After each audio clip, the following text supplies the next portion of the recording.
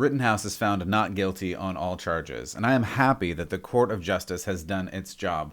But I am sad that the court of public opinion has been irrevocably damaged by a lying media, or the left more generally, but I repeat myself. They are hellbent on pushing a narrative of hate. Brothers and sisters, we must come together and pursue the truth even when it is uncomfortable. If you're hurt and confused by this trial, please do more research for yourself and don't listen to the media. They are not objective and they have an agenda. Justice comes not from our feelings, but from the truth, and the truth is often unsettling. That is the nature of truth. However, truth is also freeing. Truth brings peace, real peace. This world hates the truth, and they hate peace because this world is controlled by the devil, who is the father of lies. Don't forget who the real enemy is. Welcome to Church Public. Let's get started.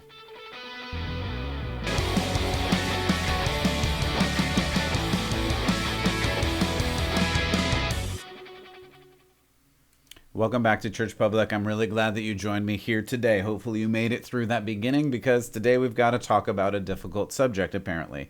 This is the trial of Kyle Rittenhouse, and we're going to talk about it, but not in the way that other outlets are talking about it. I hope we're going to talk about it from the sense of biblical justice, and we're going to look at it in the way of why did this happen? Why is it a thing in the first place? And what implications does that have for this culture going forward? That is the thing that is really concerning to me, and we're going to talk about that in just a moment. If you haven't already, go ahead and check out churchpublic.com. You can find other episodes there and other resources. I'm going to try to continue to build that up as time goes along. I sincerely appreciate your help and supporting and sharing of this channel. I'm trying to help you engage with this culture while following after Jesus and not becoming like the culture. And more that is difficult. We'll see some of that today. I really wanted to talk about this topic, the Rittenhouse trial, because I think it speaks to the justice system in general as it is currently operating in America, but I think it speaks to more, and that is the cultural reality of what we're actually dealing with here. Why is this a big issue? Why is it a big issue across America, and why is it so dividing? I do think I have an answer, and it's not coming from me, it's coming from God, and we're going to look at that, and we're going to see what God's word has to say about this. And we're going to start with Jesus, because I always like to start with, for me, the author and perfecter of my faith, Jesus Christ. So in Matthew 5, he talks about a lot of things, and Jesus happens to talk about justice in this chapter. In Matthew 5:38 is where we're going to start. And we're starting here intentionally because I think this draws into the larger context of what we're really talking about. Here is Matthew 5:38. So Jesus says, "You've heard it was said, an eye for an eye, a tooth for a tooth. But I tell you, don't resist an evil person. If someone strikes you on the right cheek, turn the other also. And if someone wants to sue you and take your tunic, let him have your cloak as well." I read a little extra there, but I think it's worth it. So this is important. And why is this important? And what is Jesus even talking about here? Well, Jesus is quoting Deuteronomy 19:21. And he's quoting Deuteronomy because he's talking about Mosaic law. And he's talking about what's good about Mosaic law and what is incomplete about Mosaic law. So for 1 minute, we have to look at Mosaic law because we have to understand what in the world Jesus is talking about and what does this have to do with us today. Well, it has a lot to do with us today, but it had a lot to do with the disciples and the people following Jesus then as well. What we probably don't understand, we've heard this eye for an eye, and we think that is the definition of justice. We think that your punishment should be equal to the crime.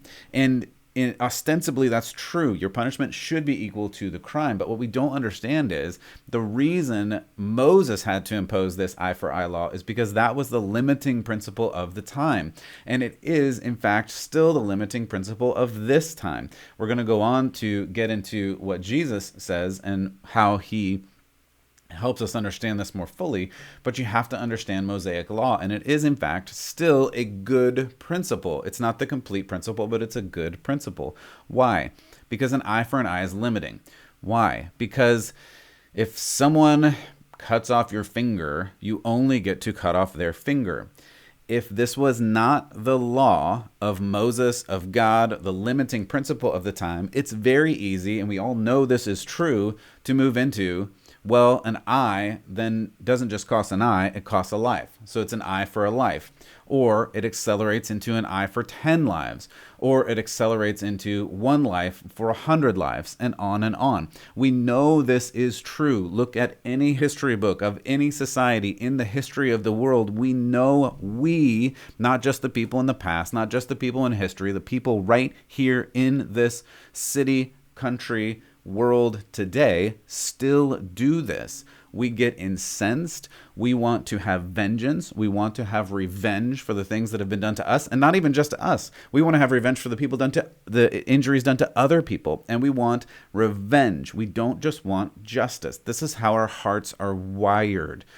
People are so in arms, literally in arms. They've taken up arms. They are angry, and they want vengeance. They don't want justice, because the limiting principle that Jesus talks about, as he's quoting Moses here, is you can only give the right amount of justice. You cannot give more. More than justice is no longer justice, it's revenge.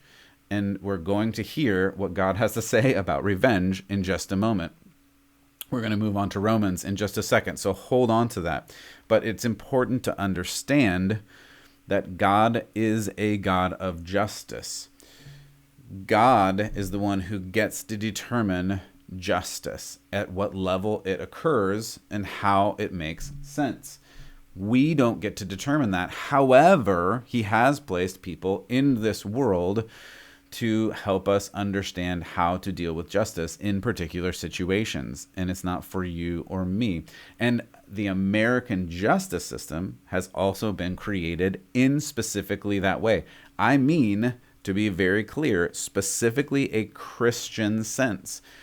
Our country, our constitution, our law system is not based on however you felt about something, because that is how you get to tyranny. That is how you get to vengeance and revenge. When you do something wrong, I get to kill you and your family. We've all seen this. We've all seen these movies. We've all read these stories. We've all seen, if you are into history, the history of how this happens. Hatfields and McCoys, maybe you have heard of them. But there are many actual, that is real life, but there are many other real life examples of where one action spurred an entire war. For instance, we've talked about Afghanistan. Some of the wars and the tribal disputes in Afghanistan have been going on for centuries, and no one even remembers why these things began. But the vengeance, the revenge, continues and continues, because in vengeance there is no end. So we need to go to Romans to unpack this further. I'm going to go to Romans, the end of Romans 12. And Romans 12, it seems, as Paul wrote this, that he wrote this reading through Jesus' Sermon on the Mount, this Matthew 5 passage. He actually parallels a lot of it in here. But we're going to try to focus on this one single thing. So we're going to start in 12. I'll start in 12:17. Don't repay anyone evil for evil. Very similar language here, an eye for an eye. Don't do evil for evil. But he goes on to say in verse 19, do not take revenge, leave room for God's wrath. In other translations, maybe you've heard this, and even back to the King James, vengeance is mine. You've probably heard that statement. That's what God is saying here. He says, leave room for God's wrath. It is written, it is mine to avenge, vengeance is mine, I will repay, says the Lord. Verse 21, do not be overcome by evil, but overcome evil with good. I'm going to move on to Romans 13, verse 3, because this completes this thought. For rulers hold no terror for those who do right, but for those who do wrong. Do you want to be free from the fear of the one in authority? Do what is right, and he will commend you, for he is God's servant to do you good. But if you do wrong, be afraid, for he does not bear the sword for nothing. He is God's servant, an agent of wrath, to bring punishment to the wrongdoer. Therefore, it is necessary to submit to the authorities, not only because of possible punishment, but because of conscience. Now, it's important to understand this verse, and you can go back and read it. And as always, don't take any of this for my word. Go and read some of these things. But it's important to understand this because the word that Paul uses here for servant of justice is deacon, diakonos. It is in the Greek the same word we heard for minister or deacon. In many churches, you may have heard that. And Paul goes on to say these are deacons of wrath.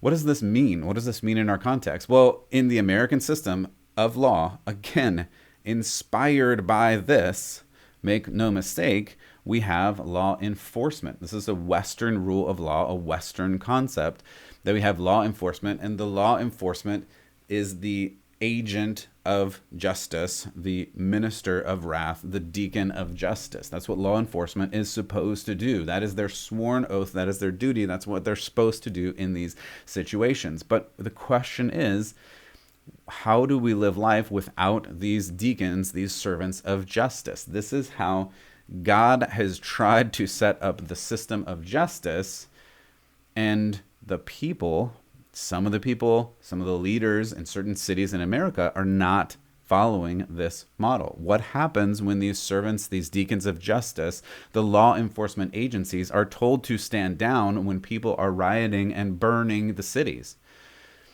In Kenosha, where law enforcement was told to leave and stand down after the shooting of Jacob Blake, where we find the scene of this unfolding, and Jacob Blake did have a knife while turning to potentially attack police. These are facts. You can go and look them up.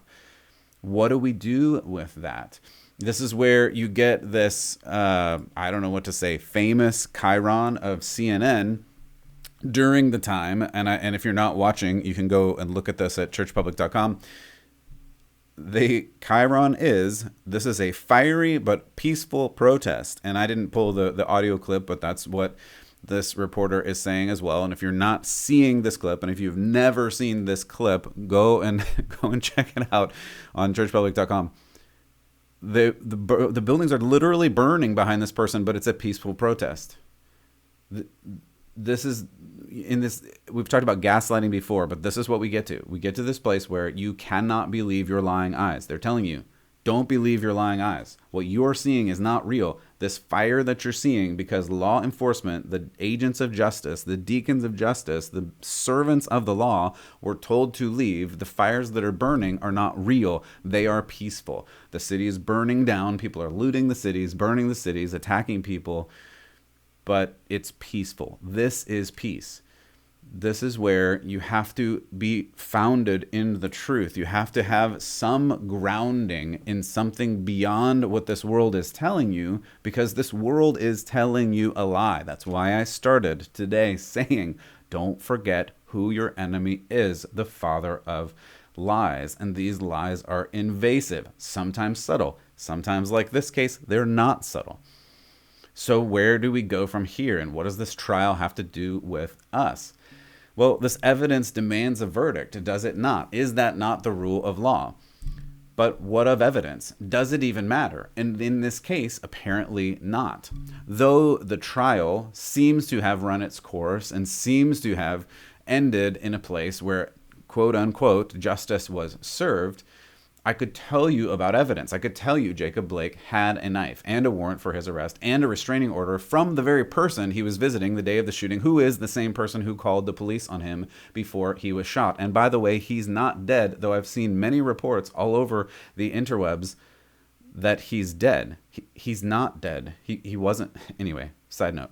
I could tell you Rittenhouse did not cross state lines with a gun. I could tell you Rittenhouse had multiple family members in Kenosha. I could tell you Rittenhouse only lived 20 to 30 minutes away, so state lines, okay, but who doesn't drive 20 or 30 minutes every week?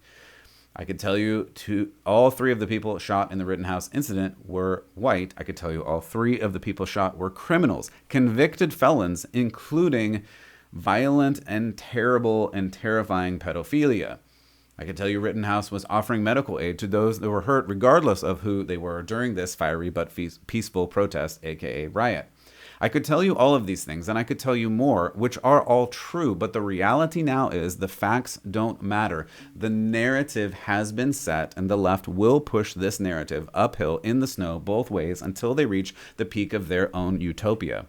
That is, that a white supremacist, racist nation is purged of all of its sin. That is their goal, no matter the truth. It doesn't matter. So the problem is, where does this leave us? Some people accept this verdict. Some people do not. The baseline, though, is clear. The police, the law, the truth has been lost. You can even turn to President Biden, who is clearly conflicted by this because the old school, I think, part of him, who has been, again, in politics for almost 50 years at this point, first said, quote, "While the verdict in Kenosha will leave many Americans feeling angry and concerned, myself included, we must acknowledge the jury has spoken," end quote. He went on to soft pedal and back pedal on this. And you hear it even in this statement that people are angry and concerned with the verdict, though he admits that justice was served. I think it was even better said by CNN's Chris Cuomo with Don Lemon, or Lemon, as some people say. Cuomo says, quote, "I think this is a terrible situation, and while he is," speaking of Rittenhouse, "not guilty, there is a lot about this situation. While he has the right to do it under the law, it wasn't right." Don Lemon responds, "We shouldn't be celebrating people carrying assault-style weapons in and around the street openly, whether it's Kyle or whomever. That is what law enforcement is for." Cuomo responds, quote, "I hear you, but the law rules, and here the law is the bad guy," end quote. Did you hear that part? That end part is the thing. They're talking about Rittenhouse. They're talking about the fact that even though he was acquitted and found not guilty on all charges by the justice system of the United States of America, by a jury of his peers, it doesn't matter. Why? Because, one, the police are the ones who are supposed to deal justice. We read the Romans passage that actually acknowledges that's true, but they were not there. They were told by the leaders in the city to not be there.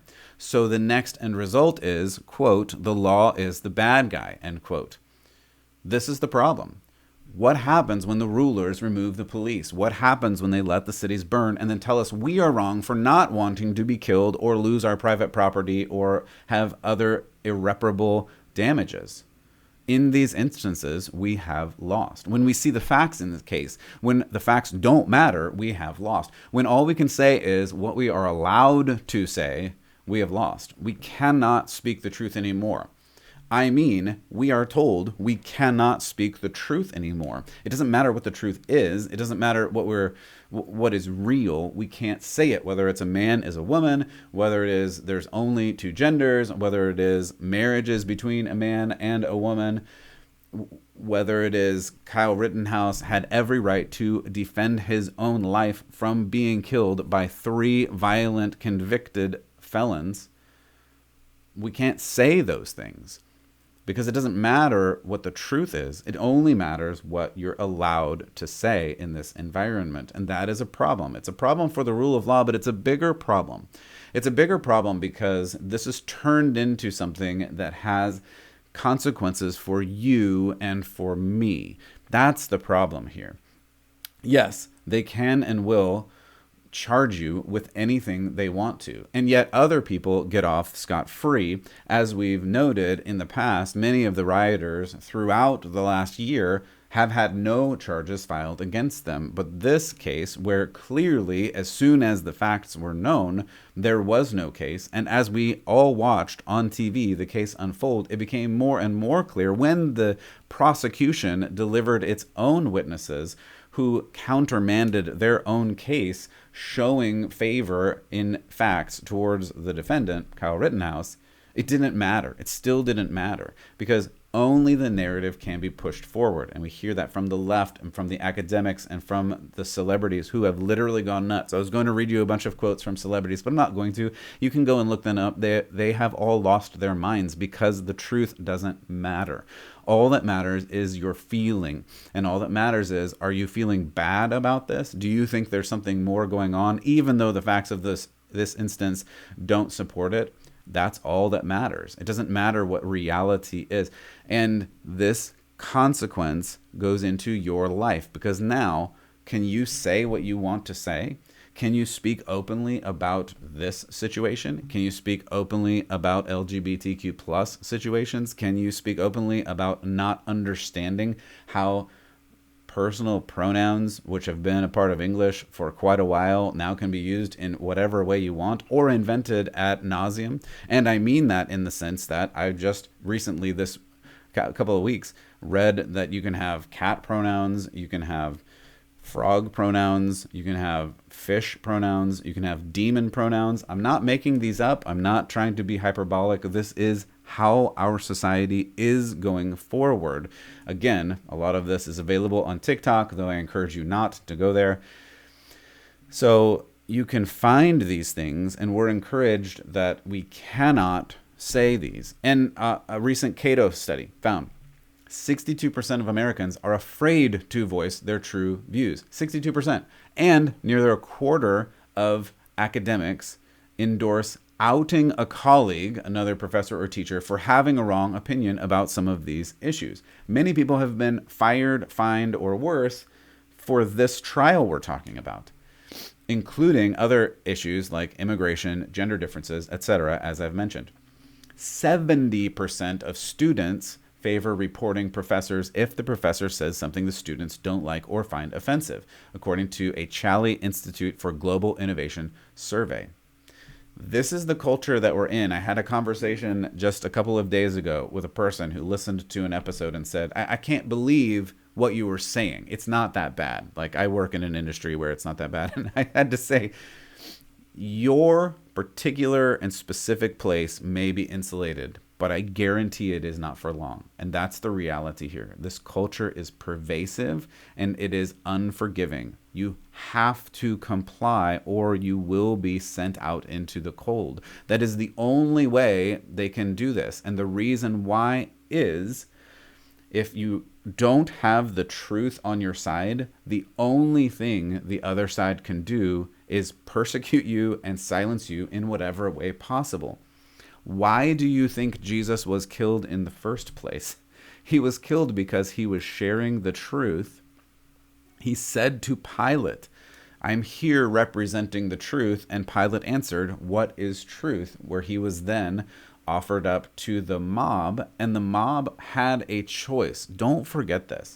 The mob, which is all of the people that are whipped up into this frenzy today, said, do you want to let Jesus go free, who really hasn't committed any crimes, or do you want this murderer, Barabbas, to be free?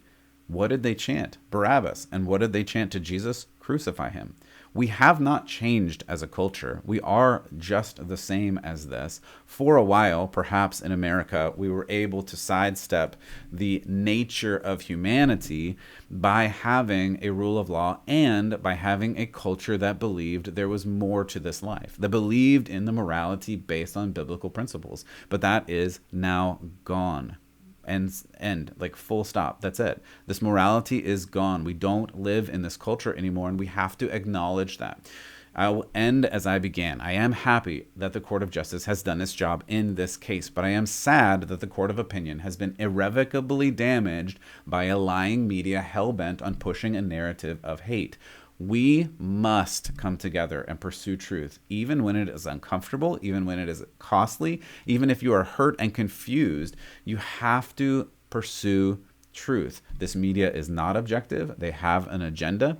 And justice does not come from our feelings. It comes from the truth. And the truth is unsettling. It is not only in this instance, but to you personally. That's why the truth of the cross, the truth of what Jesus has done for you through his grace is so unsettling, because we finally realize in ourselves the depth of our own depravity, and that's the beginning place. This world wants to find peace through external pressure, but the truth is, it's impossible. You cannot get peace through pushing people into the right place. The only peace you can actually find is in Jesus. And this world hates the truth, and they hate real peace because this world is controlled by the devil, who is, in fact, don't forget, the father of lies. Don't forget who the real enemy is. This thing that we're pressing, it's not a sides issue. It's not taking sides in this. It is a religion of the masses. We must treat it in this way. I'll leave you with a quote from a Jewish person turned communist turned rebel, I'll put it that way, named Arthur Koestler, who wrote this in 1949. Quote, "I became converted because I was ripe for it, and I lived in a disintegrating society thirsting for faith." End quote. That was Arthur Koestler writing in 1949 about how much he loved communism.